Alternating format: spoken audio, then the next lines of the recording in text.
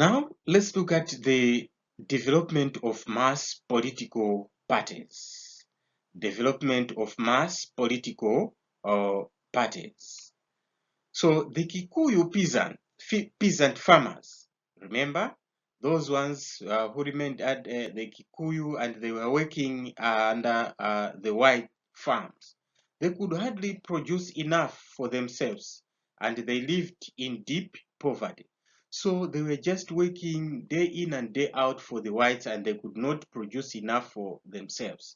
So the Kikuyu became most politically charged ethnic groups in Kenya because, number one, we have said that they were displaced from their territories. As a result, they lost their good land and they were also misused. Hence, they became politically charged. So they began to organize some pressure groups aimed at getting back their land. So when they become politically charged, then they started to organize other groups or some groups to say, we want to get our land, the Kikuyu Highlands, back. So some of these earliest pressure groups were the Kikuyu Local Patriots. It was a pressure group. And the other one was the Young Kavindolo Association. And the other one was the Progressive Kikuyu Party. So these ones, they were some of the groups, the pressure groups. They were formed to put pressure on the whites so that they leave Kikuyu so that the owners, they get back that land. So what happened was that in 1921, Hale Tuku, he organized the Young Kikuyu Association. So this one, it was the first all-African party. So formed by Hale Tuku was the Young Kikuyu Association. So it was a party of Kenyans only, all Africans party. So in 1929, Jomo Kenyatta became its Secretary General. So it was formed by Hale Tuku, 1921, 1929, then Jomo Kenyatta became its General Secretary or Secretary General. So on the other hand, its activities were confined to Kikuyu. So you can see to it that it was started with the Kikuyu, who were most politically charged. They were charged because they wanted back their land. So we are seeing to it that this Young Kikuyu Association, it was like only fighting for the Kikuyu only. So Jomo Kenyatta was born as Kamau Ngengi, because we have to talk much about this Jomo Kenyatta because he was the first president of Kenya. So before he was the president, we have seen that he was the general secretary of the first party, that was the Young Kikuyu Association.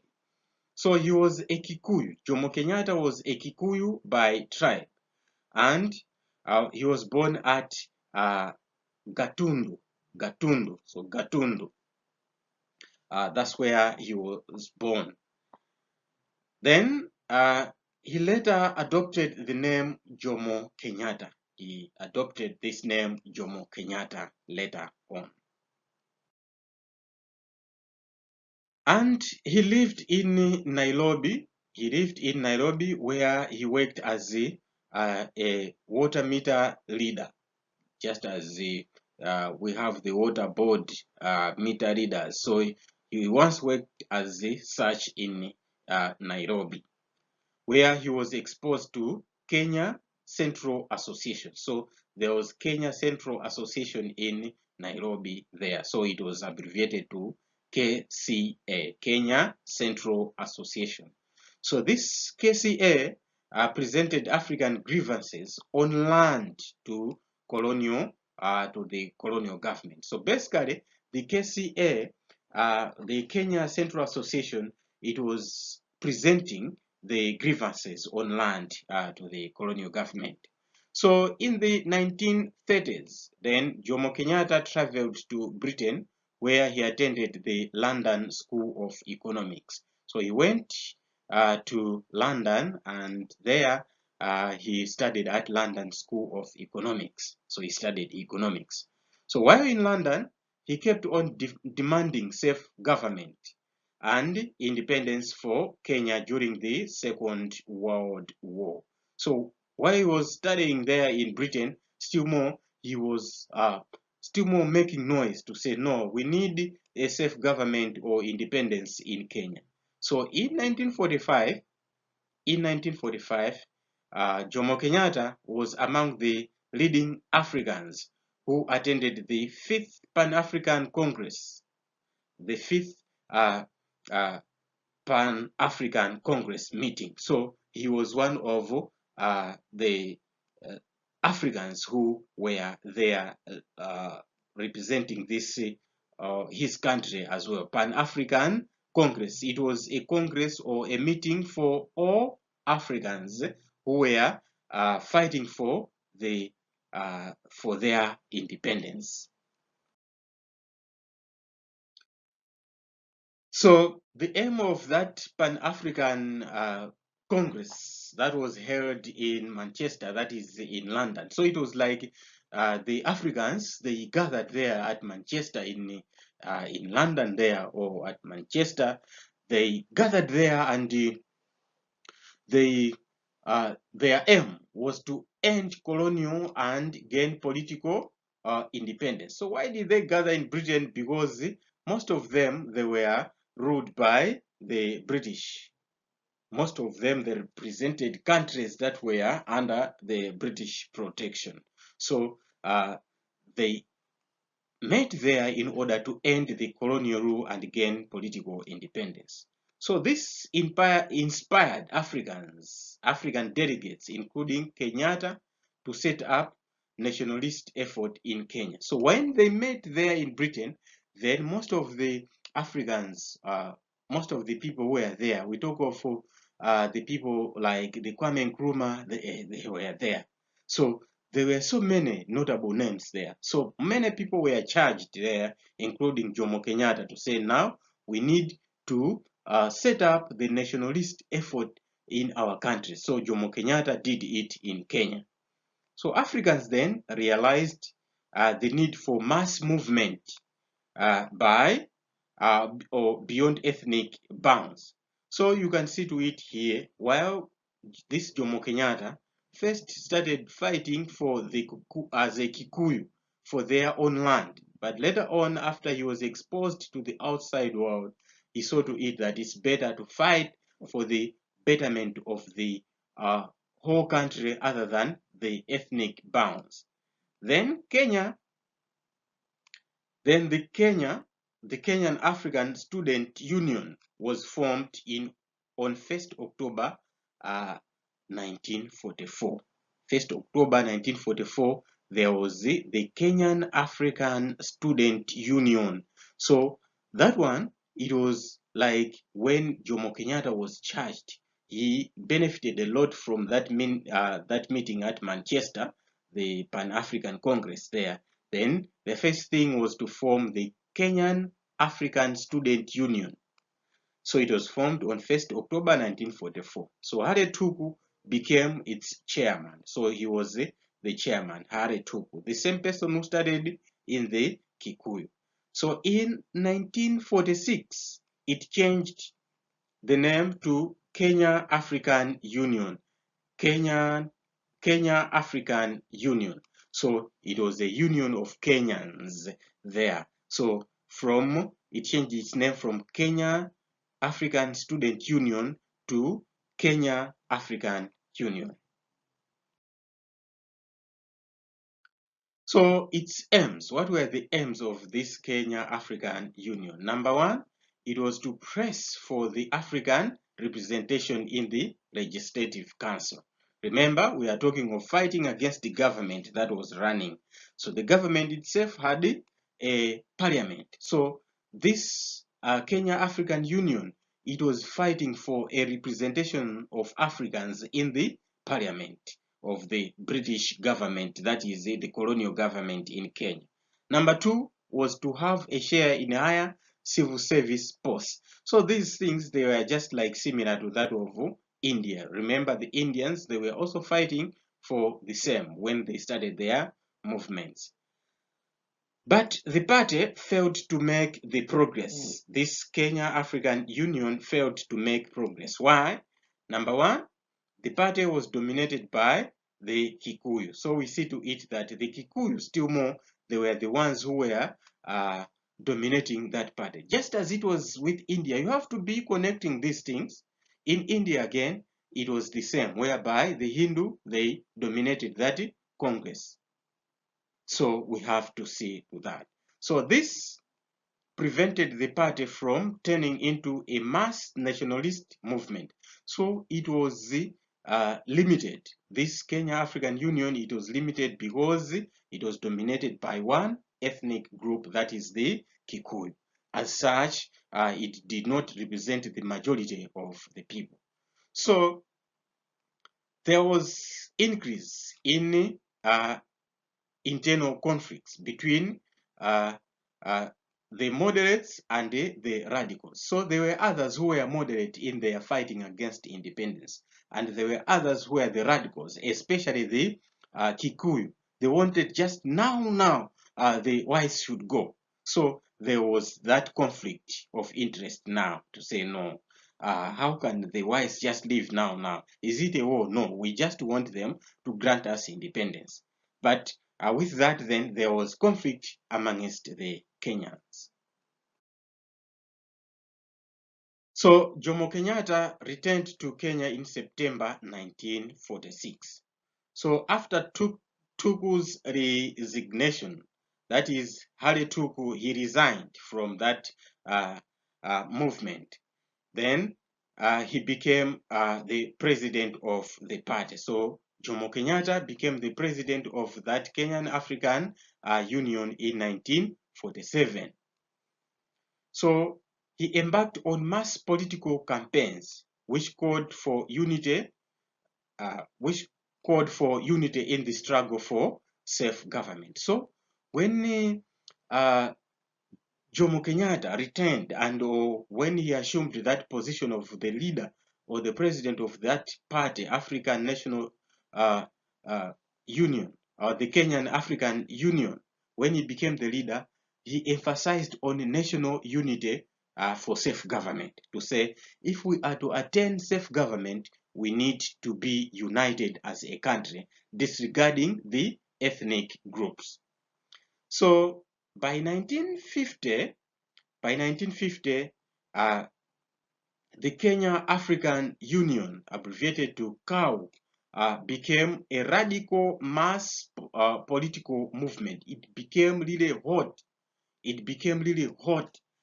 Just as it was in a certain year when we were voting, like in 2019 in Malawi, the HRDC reading those demonstrations, they were so hot like that. So in 1950, the Kenyan African Union became very hot. So in 1951, the party made some remarkable achievements. So what were the achievements in 1951? So what happened was that 6 Africans were nominated in the Legislative Council. So it was really an achievement there, whereby 6 people were to represent, again, Africans in the parliament. Then also Africans were also given 1 seat on the Executive Council, like the cabinet. So 1 seat was given for a minister, an African minister in the British or colonial government. So that one, again, it was not a mere achievement, it was a milestone.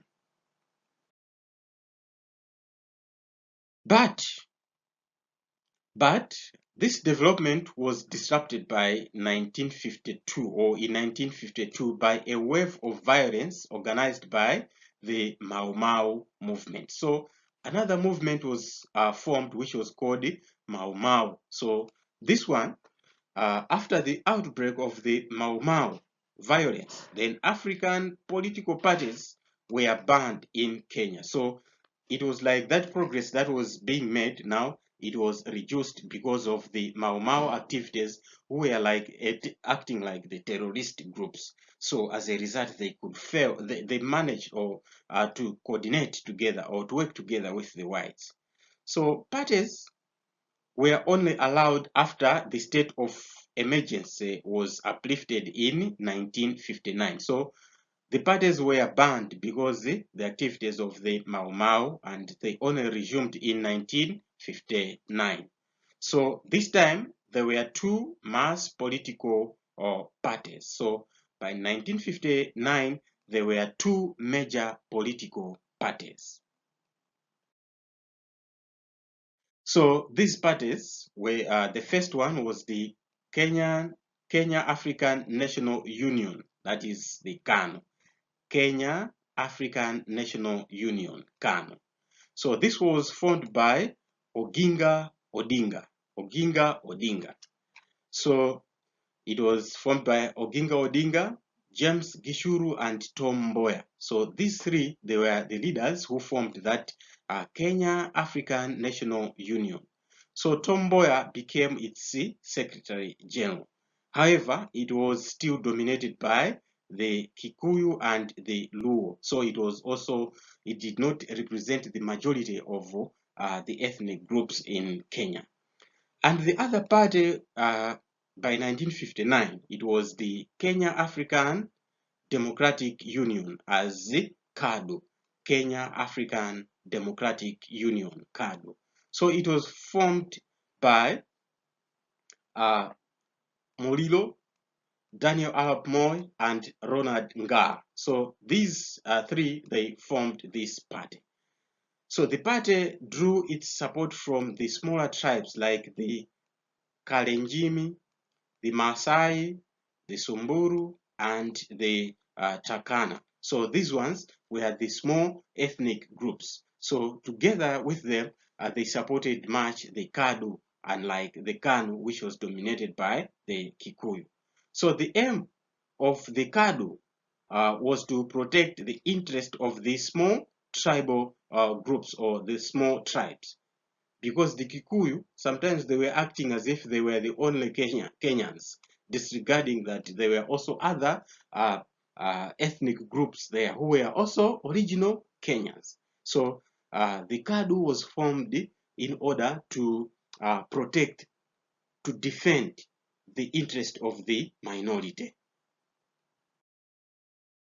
So let us look at the ideologies of these two parties, that is the KADU as well as the KANU. What were their beliefs? So the KADU believed in federalism, that was called Majimbo. So federalism, whereby it's a system whereby you have independent states under one umbrella. So they are independent states with a governors, things like those, just as it is with the United States or Nigeria. They follow that federal government, whereby you have different states with the governors. Then at the end of the day, the union of those states, they form one country, just as it is with Nigeria.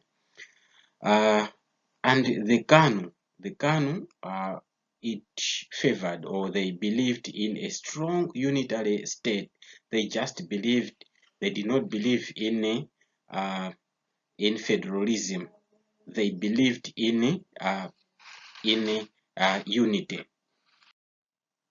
So these were the two different ideologies of these two parties. While the other one, it followed it favored federalism. The other one just believed in one unity, a strong unitary state, just as it is with our own Malawi. We don't have federalism here. We just believe in oneness from Chitipa to Sanje.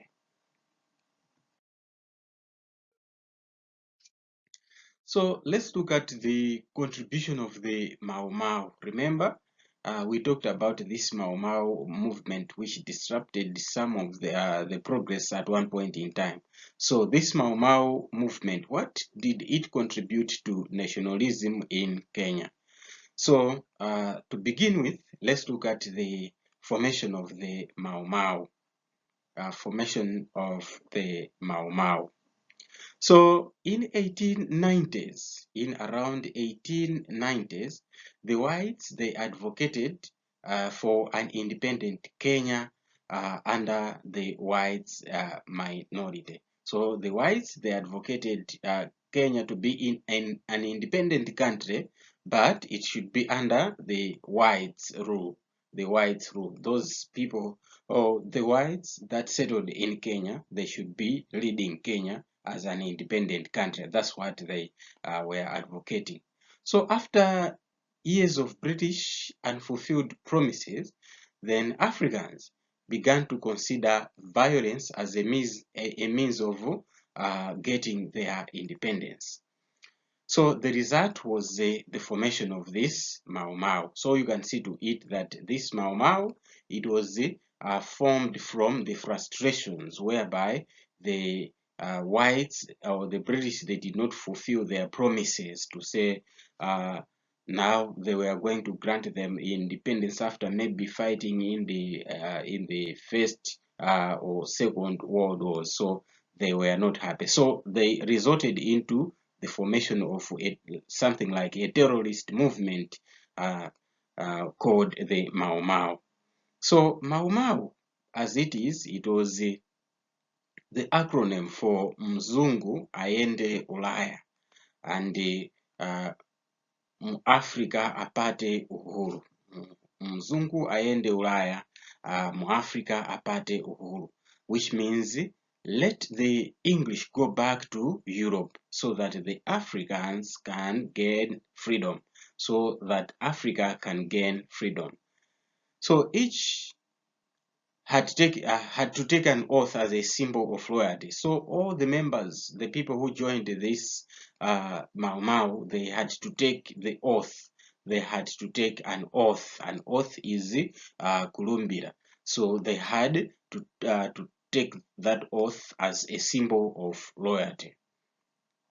So those who collaborated with the whites, they were killed instantly. So it was a total allegiance to this movement, and anyone who was showing any sign of sympathizing with the whites, that one was killed. Now, what were the aims?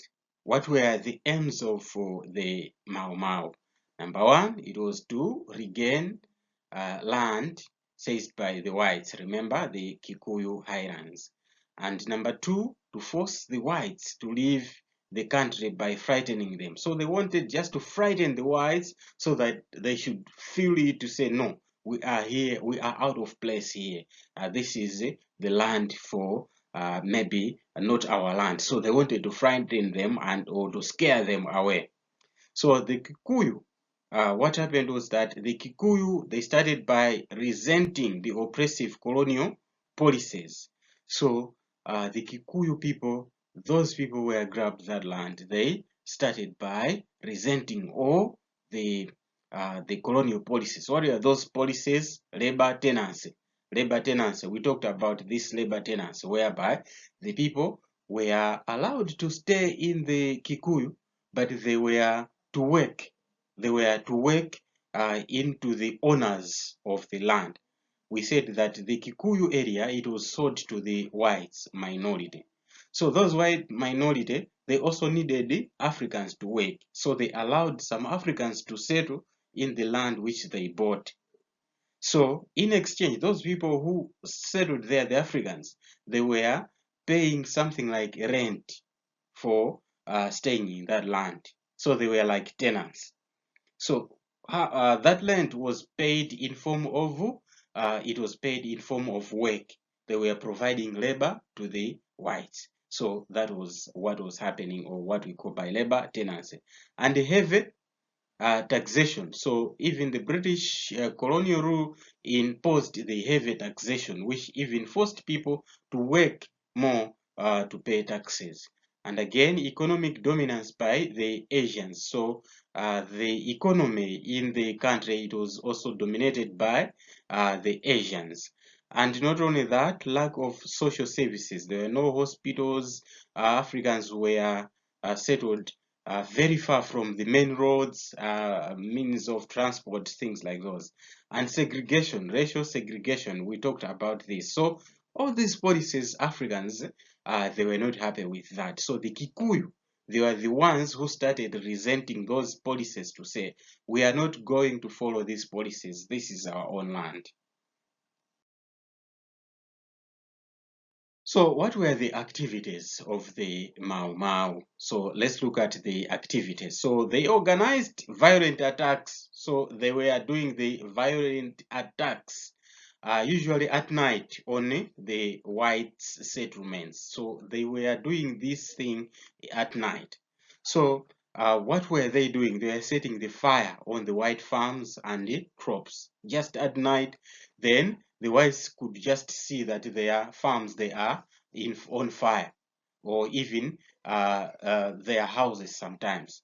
Also killing the livestock, the cow, sheep, whatever. They were killing those things for the whites. So let's look at this other part of the Raleigh massacre of 1953. So this massacre, it should just remind you of something when we are talking of India. Remember the Chauri Chaura massacre, that thing. And when we are talking of the KADU, we also talked of the MALAWI massacre. Remember those massacres, they are different things. So here in Kenya, let's look at the Raleigh massacre. So despite the efforts to deal with the Mau Mau, or the terrorists of the Mau Mau, those gangsters, uh, violence still continued. So the whites did not just remain silent, they were still trying to find ways of suppressing those rebellions by the Mau Mau. But still more, the violence was continuing now and again. So what happened was that on 26th March 1953, about 120 people, mostly women and children, were hacked and burnt to death by these people at Raleigh settlement. So the people, they were killed at Raleigh settlement. They were burnt, especially the children and the women.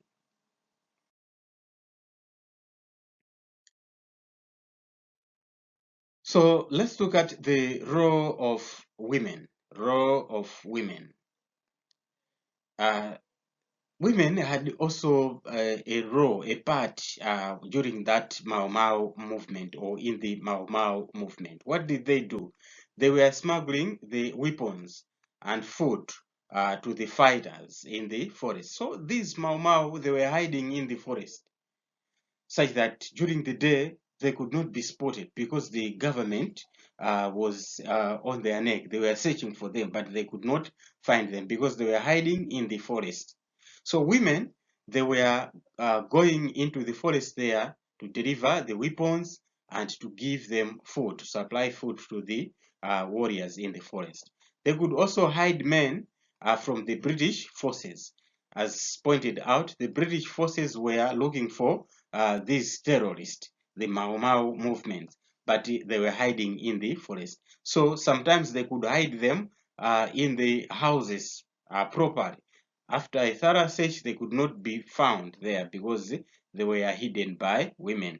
And they also acted as informants about the British plans, because the women were taken like to say they were weak, they could not do such big things. So the British, they knew to it that the people who are doing this are men. So they were looking for men. As such, women were left alone. But on the other hand, those women, they were acting as informants. They are people who were delivering the message to say, oh, the British, they are planning this now. You have also to see to it or change your plans. So they also took care of children while men spent years in the forest. So the men of the Mau Mau, they spent most of their time in the forest. So responsibility or family responsibility remained in the hands of the women.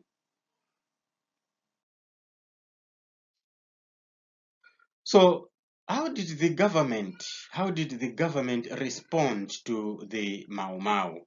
Number one, the governor of Kenya, he was Sir Evelyn Baring. Sir Evelyn Baring. So he declared a state of emergency. A state of emergency is whereby a country is in need of support from a certain disaster or a certain problem at a time, at a particular time. So we hear sometimes in our country the president declaring maybe the state of emergency because there are floods, there is pandemic, we talk of coronavirus, things like those. So they declare the state of emergency to say now the country is in need of support to combat or to suppress the particular problem. So that's what happened. The first thing, how the British colonial government responded, it was by declaring the state of emergency. Number two, African political parties were banned. So they said, or the government declared also that no more activities of political parties. So here we talk of the KADU, the KANU, their activities were banned. And also Kenyatta and other nationalist leaders, they were detained. So they were detained, they were arrested. So Kenyatta was charged with managing Mau Mau. So Jomo Kenyatta was charged with the offense of managing this terrorist group. So when you are taken as the leader of a particular terrorist group, it means your crime is just very big. Talk of you hear of Osama bin Laden, you hear maybe of the Boko Haram leaders in Nigeria, things like those, Al-Shabaab in Somalia. Those are the leaders. They are on the blacklist or the wanted, most wanted people because they are managing the terrorist group or like encouraging terrorism. So again, the British troops were brought in to deal with the Mau Mau. So what happened was that some troops, soldiers came all the way from Britain to deal with the Mau Mau terrorists. And not only that, many Kenyans were killed and many others were also arrested. So that was the response of the colonial government on the activities of the Mau Mau. But then, what was the contribution of the Mau Mau to nationalism? Number one, the colonial government improved some of its policies. Due to what happened, although the Mau Mau or the British government took the Mau Mau as a terrorist group, but deep down they knew what those people were fighting for. The oppressive policies. They grabbed their lands in the Kikuyu. So with that then, they improved the policies.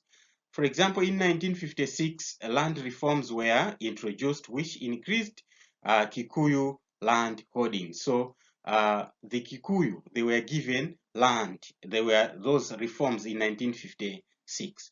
And restriction on Arabica coffee was also relaxed. We talked about it.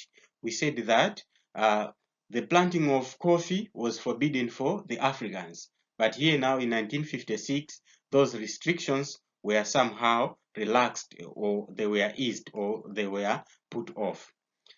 Number two, another contribution of the Mau Mau was that the African participation in politics increased after the declaration of the state of emergency. So Kenya was declared to be in a state of emergency. From that time, then Africans, they began to participate in the politics of Kenya. Because why was it declared the state of emergency? Because Africans were not happy. They were grieving to the situation there. Hence, their participation now increased. Number three, another contribution of the Mau Mau was that the British were forced to resume constitutional talks. The constitutional talks. These constitutional talks that were dropped by these activities, but later on they considered it to say no. We need to come in a roundtable discussion where we need to see or change some of the laws that are governing Kenya. So the talks emphasized on the majority rule in Kenya. So those constitutional talks, they emphasized on the majority rule in Kenya. Then there was the East African Royal Commission. This one, it was set up in 1953 to investigate the cause of the Mau Mau violence. So there was that commission now, the African Royal Commission.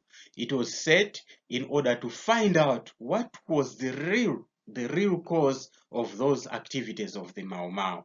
So this commission recommended that the colonial government, it had to make some of the reforms in the policies. They had to change some of their policies in order maybe to suppress or to control those activities of the Mau Mau. And also, it influenced the British government to begin the process of constitutional talks in preparation for independence. So this commission, the African Royal Commission, also influenced the British government to say, no, we need to have those constitutional talks. Let us discuss about the constitution or the laws that can better govern this nation, that is Kenya. So here then, we have arrived at a place where now we need to look at the events. What were the events that led to Kenya's independence? So we'll start with, or by looking at the general elections which took place in 1956. So after 1955, Africans were allowed to form political parties, but at district levels. So 1955, after maybe the activities of the Mau Mau, later on, after that royal commission, then the political parties for Africans, they were allowed. But those political parties, they were to be all at the district level. So the aim was to weaken African nationalism. So why did they put those parties? Why did they allow parties only at the district level? So the reason we are saying that they wanted to weaken the nationalism. There was nothing like fighting for the whole nation. It was just fighting at the district level. So in 1956, general elections were held. They were held, which raised the number of African representation on the parliament, that is the legislative council. So their representation now, it grew up to 8. So there were 8 people in 1956 that were voted to be representing the Africans in the parliament. So this was a milestone. It was an achievement, although this figure could have been greater, but it could have been greater had the colonial government allowed the political parties. So the figure, it grew to 8, although it was somehow an achievement, but the number could have been better off if those parties, they were allowed at a national level.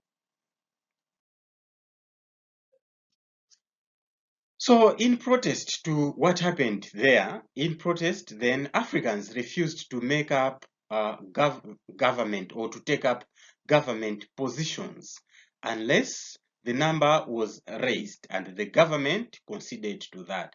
So those 8 people, that number, 8 of representatives in the parliament, those ones, they refuse to say, we are not taking up those positions unless the number goes up. Then the government, the colonial government, understood that one. So this convinced then Africans to say they could force the reforms. So because they mutinied, something like that, they failed, they denied to take up those positions until the government increases the number, then immediately there was that increase in number. Then therefore it gave also the Africans, it convinced them to say now it shows that this government can be forced to do something, or even greater reforms can be done. So that is the danger of forcing the government sometimes, or of demands, because when maybe some people demand, let's take, or the other department demand, we need the pay hike, then the government says, yes, in the hospital people need to be given much money, there is need for an increase, then they do that. Then tomorrow you hear that the police also, they are demanding money. Then tomorrow, the teachers, they are also they have joined. Tomorrow, the other department, like that. And then the result of it is that there can be chaos. The end result is chaos, because people see the advantage on that one. When the government sometimes listens to the demands of the people, others, or some people, they interpret that one wrongly to say, now is the time to force this government to do much more. Then sometimes things do not always work on demand. Sometimes things, they work when you negotiate. Then in 1959, the state of emergency was lifted. So in 1959, that state of emergency that was declared during the time of the Mau Mau activities, it was now put off. Then constitutional talks about the constitution, they resumed in 1960 in London. So constitutional talks, they resumed in London. That is to talk about what can be the best rules to govern Kenya. So we are going to look at the constitutional talks now. So here we are, the Lancaster House Conference, 1960. Just as we have said that the constitutional talks, they resumed in 1960. So this is London, Lancaster House Conference.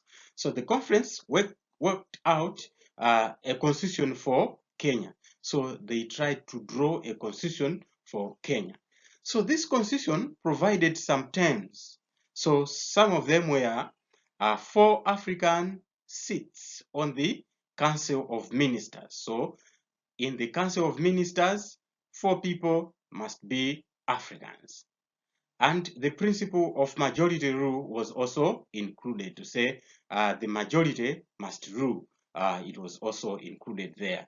So, and again, independence was to be the primary issue. So the primary issue was to be the independence. So in those discussions at the Lancaster House in 1960, they discussed or focused mainly on those 3 issues. The representation in the cabinet now, not the legislative, now the cabinet of ministers. And also majority must rule, and also independence must be the priority. So they discussed all those things. So now let's look at the 1961 general elections. The 1961 general elections. So in February 1961, elections were held. So in February 1961 elections, what happened was that the KANU, Remember those two big parties, the KANU got 19 seats, while the KADU had 11 seats, 11 seats in the Legislative Council. So the KANU refused to form the government unless the colonial regime released Kenyatta from prison. Remember, we said that Kenyatta and the friends, they were arrested, they were detained during the Mau Mau activities. The reason why Kenyatta was detained was that he was charged to say he was the leader of the Mau Mau movement. So he was arrested. So after the 1961 elections, what happened was that when the KANU, which was led by Jomo Kenyatta, then which won the elections, then they refused. They refused to form a government. The reason was that their leader was still in prison. So they demanded that their leader must be released and they'll form that government. Because remember, the constitution made it clear that the majority, they are going to form the government, the majority rule. Then KADU formed the government instead because the KANU failed to form or denied to form the government. Then the KADU was the one that formed the government. So Kenyatta was released from prison in August 1961. We have just said here that elections were held in February. In February, there were elections, and in August, that's when Kenyatta was released from prison. Then he became the leader of that majority party. Remember, which is the majority party? Is the KANU, the KANU. So he became the leader of that majority party in the Legislative Assembly or the Parliament. So Kenyatta then proceeded to London for the constitutional talks, for the further constitutional talks to say how best then are we going to govern Kenya in this situation. Then in 1962, there were also constitutional talks. Remember, we started with the Lancaster House conference in 1960. Then in 1962, there were those constitutional talks again in London. So the constitution itself provided for the federal system of government. Now you understand by this system of government, we said is whereby you have states. States, they contribute to the formation of the country. So the constitution was formed in such a way that Kenya was supposed to have the federal government. So Kenya was divided then into 6 regions. There were 6 regions according to what the constitutional talks established. So these states were to be divided according to the main tribes in that country. So each tribe, it had to form its own state, to say maybe they are the Yao, then they form their state. They are the Chewa, they make their state. Then they are the Tumbuka, they make theirs. Things like those. So that is how they divided the states in Kenya. Then Kenyatta rejected this. Kenyatta did not like that one. Why? Because it reduced the authority of the central government. He saw to it that the central government could not have much power because much power is given maybe to the tribes. As a result, if maybe the government is ruled by one tribe, then others can gang up to put that government down. So Kenyatta did not like that type of government. Then there were to be general elections in May. There were to be those elections there. Then Kenyatta would be, or then Kenya would be granted that independence. So we talk of elections. They were to be held there in 1963 in May. So with that, Kenya was to be granted that independence. Then there were elections now in Kenya in 1963. So in May 1963, there were general elections. So the KANU, the same party that won the first election, it also emerged the winner with the landslide victory during this time. And in June, Kenya attained the safe government, and Kenyatta became the prime minister. The prime minister was not the president by then, because there was just safe government, and they were not independent by that time. But in December, Kenya was granted independence to say no more the British rule in Kenya. So it was in December after the elections were held in May. So that's what happened in 1963. But on 12th December 1964, Kenya now became a republic, and Mzee Jomo Kenyatta, he became the president, or the first president of Kenya. The first president of Kenya was Mzee Jomo Kenyatta, the man who is just behind the slide there, or the picture there. Yeah, so that's what happened in Kenya. So they started with the elections in May 1963. Then in December the same year, they were granted independence. They were now given to say, now you are independent. Now, as an independent country, they were now to make a republic, that is to declare the sovereignty, to say now we are going to do things according to our own wishes, according to what? The self-determination policy. So that one was declared on 12th December 1964, to say now we are a republic. That's when that same prime minister now became the president of Kenya. That is Mzee Jomo Kenyatta. So to this far, we have we are done with Kenya, how Kenya got its independence. So we have looked at a number of issues on how Kenya got its independence. So we looked at the activities and most of the influential people, and how the parties were formed in Kenya, the KANU, the KADU.